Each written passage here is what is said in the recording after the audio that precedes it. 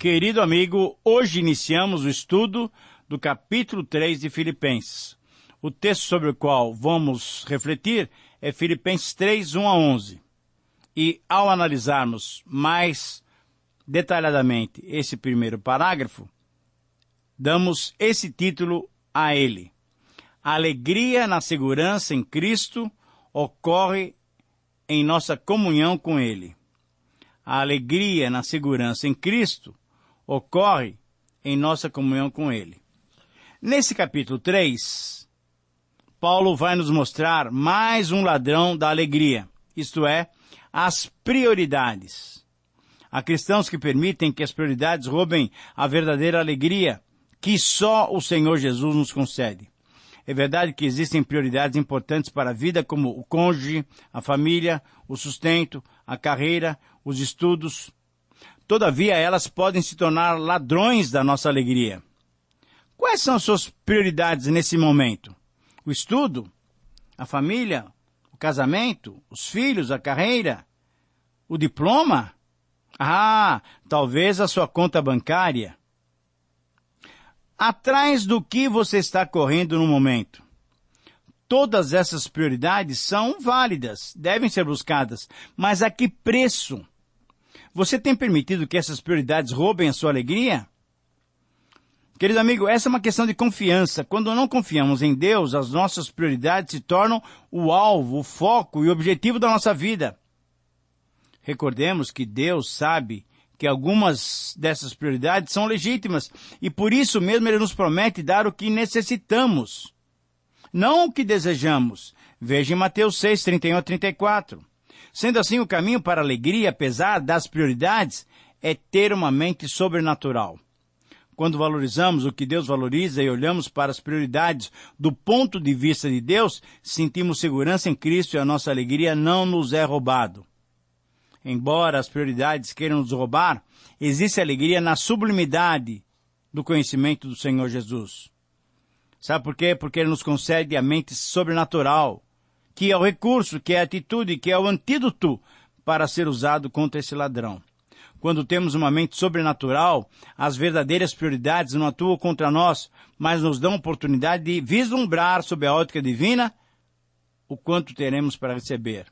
Por isso, ao resumirmos esse primeiro parágrafo 3, 1 a 11 de Filipenses, podemos afirmar que somente quando desenvolvemos uma mentalidade sobrenatural, ao invés de sermos roubados em nossa alegria, priorizaremos a comunhão com Cristo.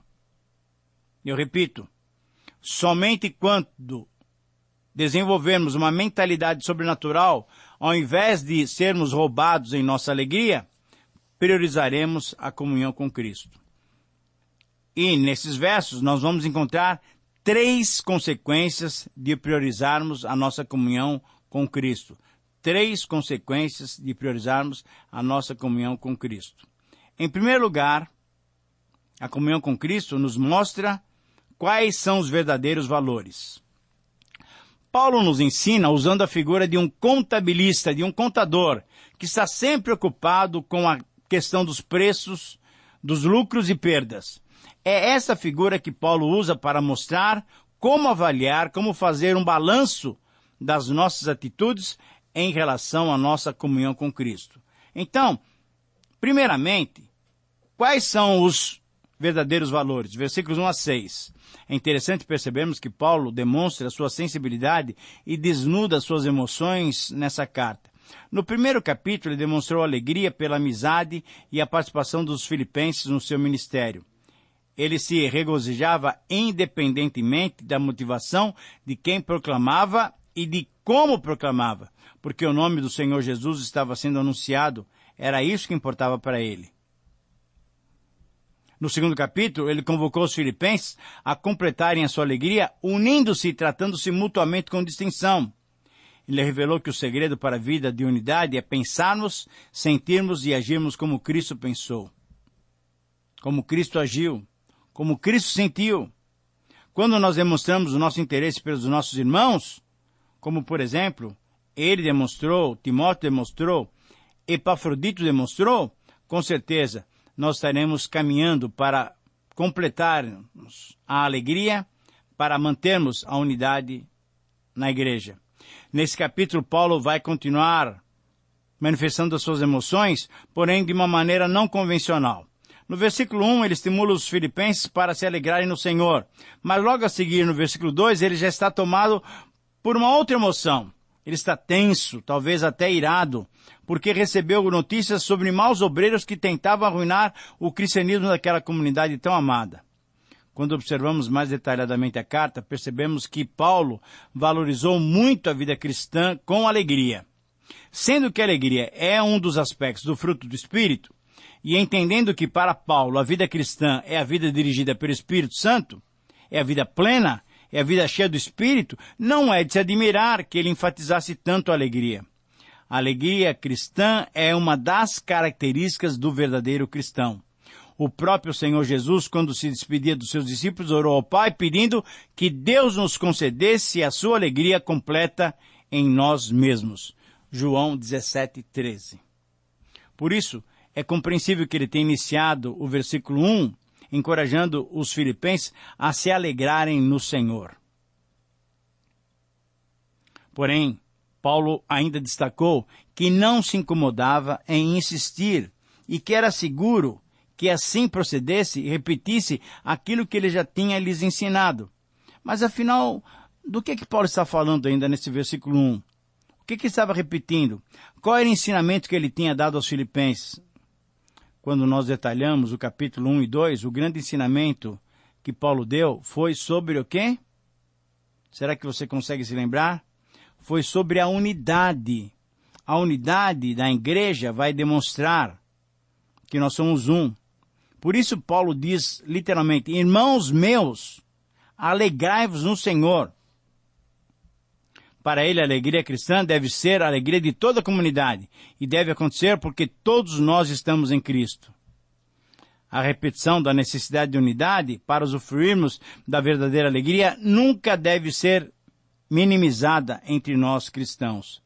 Paulo percebia isso e, emocionado, estimulava-os à alegria, conforme vemos em Filipenses 2:18.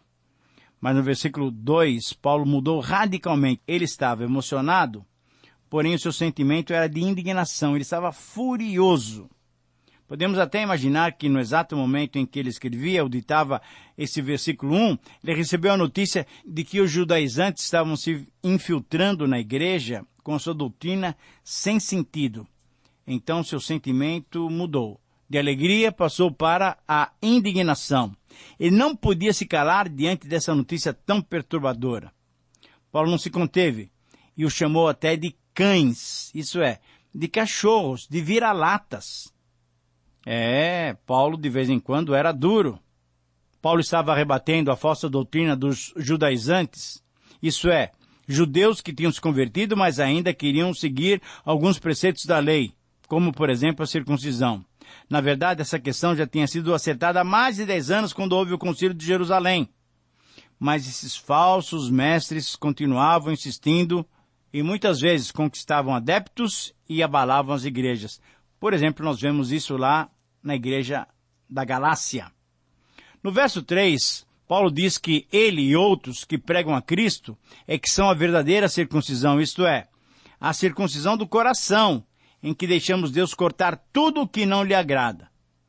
Porque essa é a atitude correta, porque não podemos confiar de modo algum na nossa velha natureza, devemos deixar que Deus faça essa purificação, essa limpeza em nós. A carne, a antiga natureza que deseja se justificar através das obras, segue o padrão da mentalidade humana. Porém, a mente sobrenatural, que é a atitude correta contra o ladrão das prioridades erradas, nos ajuda a focalizarmos aquilo que tem valor eterno. Nos versículos 4 a 6, Paulo passa a demonstrar que ele mesmo poderia confiar na carne, mas preferia deixar tudo para priorizar os verdadeiros valores. Ele diz, ou ele mostra para nós, o que ele fez em relação a prioridades que ele deixou para trás. Veja bem, ele fala o seguinte, ele diz que os seus pais tinham deixado para ele algumas coisas importantes. Ele tinha sido circuncidado no 8º dia, ele era da linhagem de Israel, ele era da tribo de Benjamim, ele era hebreu de hebreus. Tudo isso, seus pais, que eram hebreus, tinham deixado para ele como algo de extremo valor. Mas, em segundo lugar, ele também mostra o que ele tinha alcançado pelos seus esforços pessoais. Quando não era cristão, ele era fariseu, isso é, dentro do judaísmo, era uma seita das mais severas. Ele era zeloso em relação à lei, a seguir os deveres religiosos. Ele foi tão extremado que ele foi perseguidor da igreja e se orgulhava disso. E, de acordo com a lei, ele era irrepreensível em relação à justiça que a lei exigia. Isto é, ele obedecia a lei externamente. E obedecia todos os preceitos da lei. Muito bem, essas características eram importantes para alguém que não tinha Cristo. Os judaizantes estavam desafiando a Paulo. Será que eles poderiam mostrar essas mesmas características? Certamente não, pois elas exigiam um grande esforço próprio, esforço pessoal. Mas é interessante o que Paulo coloca, que as prioridades corretas são as seguintes. Veja o versículo 3. Adorar a Deus em espírito, gloriar-se em Jesus Cristo e não confiar na carne, porque a velha natureza corrompe o caminho para Deus. Querido amigo, é assim que você desenvolve a sua vida cristã? Você confia em tudo aquilo que os seus pais deixaram que você conquistou? Ou você adora a Deus em espírito, gloria-se em Jesus Cristo e não confia na carne? Em segundo lugar, a comunhão com Cristo nos dá o privilégio de conhecê-lo mais ainda.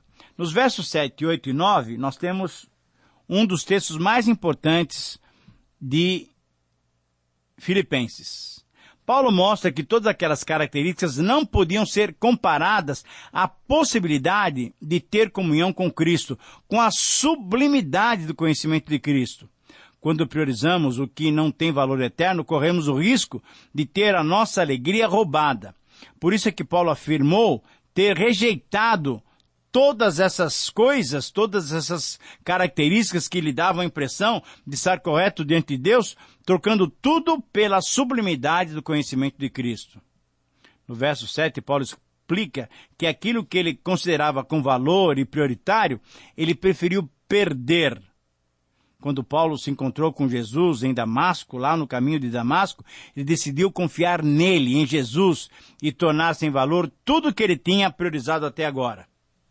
Certamente foi um milagre instantâneo, foi um milagre da graça de Deus. E ainda hoje essa troca tem que ser feita por todos os que desejam priorizar o que de fato tem valor. Para isso é necessário uma mentalidade sobrenatural. É necessário pensarmos como Deus pensa. Quando Paulo se encontrou com Cristo, ele perdeu todo o seu passado, mas ganhou muito mais por causa de Cristo. No verso 8, ele usa um termo forte para referir-se àquilo que ele jogou fora. Ele considerou tudo como esterco. Tudo que ele tinha conquistado lhe trazia glória pessoal, mas não glorificava a Deus. Tudo que ele priorizava era ganho pessoal, na verdade, um ganho egoísta. Paulo não se tornou menos judeu quando desprezou tudo isso. Pelo contrário, ele se tornou um judeu completo, o verdadeiro filho de Abraão na fé. Não simplesmente pela linhagem física, mas pela fé. Devemos entender corretamente a frase, por causa da sublimidade do conhecimento de Cristo, meu Senhor. O que Paulo está afirmando é que não é o conhecimento a respeito de Cristo, o conhecimento intelectual dos fatos. Não. Paulo se refere ao conhecimento da pessoa de Cristo. É o conhecimento experimental, o conhecimento pessoal. Cristianismo é Cristo. A salvação é conhecer a Cristo. A vida eterna é essa, que te conheçam a ti, o único Deus verdadeiro, e a Jesus Cristo, a quem enviaste. É o apóstolo João que registra isso no capítulo 17, versículo 3 do seu Evangelho. É bom lembrar-nos do provérbio que diz: não é tolo aquele que dá o que não pode conservar, para ganhar aquilo que não pode perder. Esta é a melhor troca que podemos fazer. Tudo que temos mas que não conduz a Deus, deve ser trocada por Jesus, que é o único caminho para Deus. No verso 9, Paulo diz dos grandes bênçãos dessa troca. Quais são elas? Primeiro, ser encontrado nele, isto é, ter plena união com Cristo. E segundo, receber pela fé a justiça que Cristo mesmo nos concede. Cristo é quem foi justo em nosso lugar. Ele foi o único justo, e assim, mediante a sua justiça, Deus nos justifica. Ele imputa a justiça de Cristo em todos os que deixaram suas antigas prioridades para valorizar o conhecimento pessoal de Jesus Cristo. Justificação, querido amigo, é a declaração de Deus a nosso respeito mediante a troca que fazemos. Se acham justos diante de Deus, a Bíblia afirma que as nossas justiças não passam de trapo de imundícia. Lembre-se de Isaías 64:6. Portanto, só pela justiça de Cristo é que somos justificados por Deus. Você tem experimentado essa convivência pessoal com Cristo? Em terceiro lugar, nos versículos 10 e 11, quase chegando ao final do nosso programa, a comunhão com Cristo nos faz experimentar a conformidade com Ele. Paulo agora faz uma colocação extremamente importante. Na verdade, o que ele está dizendo pode ser resumido numa frase bem objetiva. O fato de nos tornarmos cristãos não deve constituir um fim, mas deve constituir o princípio de uma jornada que só terminará quando estivermos na presença de Deus. E Paulo aponta 5 aspectos dessa experiência que temos ao nos conformarmos com Cristo.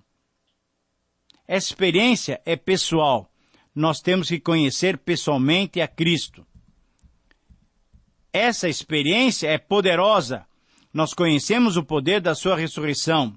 À medida que o poder da ressurreição de Jesus ia operando em Paulo, ele ia experimentando as transformações necessárias que o tornavam cada vez mais semelhantes a Cristo. Nós precisamos essa experiência poderosa. Precisamos experimentar o poder da ressurreição do Senhor Jesus Cristo. Em terceiro lugar, essa experiência é pesarosa. Nós vamos experimentar a comunhão dos seus sofrimentos. Veja o versículo 10.